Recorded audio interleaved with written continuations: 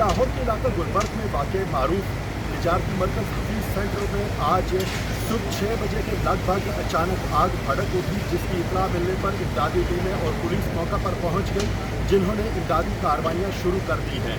8 घंटों से ज़ायद का वक्त गुजर चुका है। इमदादी कार्रवाइयां बदस्तूर जारी और सारी हैं। रेस्क्यू हुकाम के मुताबिक मजबूरी तौर पर वासा और रेस्क्यू 112 की 33 से ज़ायद गाड़ियाँ, जबकि 100 से ज़ायद रेस्क्यू एहलकार इमदादी कार्रवाइयों में हिस्सा ले रहे हैं।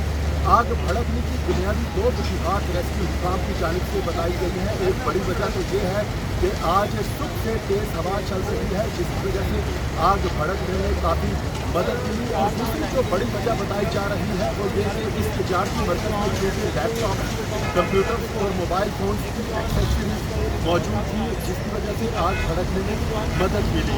आग की शिद्दत की वजह से गैस पाइपलाइन भी फट चुकी है, जिसकी वजह से इमारत को जरूरी तौर पर नुकसान पहुंचा है। आग की इत्तला मिलने पर commissioner Lahore division Zulfiqar Ghuman, deputy commissioner Lahore Mudassir Riaz, DIG operation Lahore Ashfaq Khan और DG rescue 112 doctor Irfan Naseer समेत दीगर आला हुकाम मौका पर पहुँच गए, जिन्होंने इमदादी कार्रवाइयों का जायजा लिया। इस वक्त भी आला हुकाम मौका पर मौजूद हैं। इमदादी कार्रवाइयाँ बदस्तूर जारी और सारी हैं। रेस्क्यू हुकाम के मुताबिक मजबूरी तौर पर रेस्क्यू ऑपरेशन के दौरान 25 अफराद को जो इस प्लाजे में फंस चुके थे उन्हें हिफाजत निकाल दिया गया है। ताहम अभी भी रेस्क्यू हुकाम का कहना है कि 2 से 3 घंटे मजीद दरकार होंगे आग पर मुकम्मल काबू पाने के लिए, और उसके बाद तकरीबन 4 से 6 घंटे दरकार है पुलिस के अमल को मुकम्मल करने के लिए।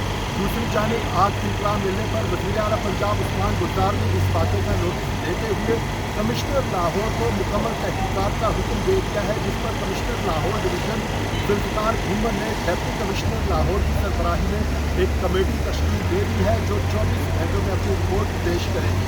जी।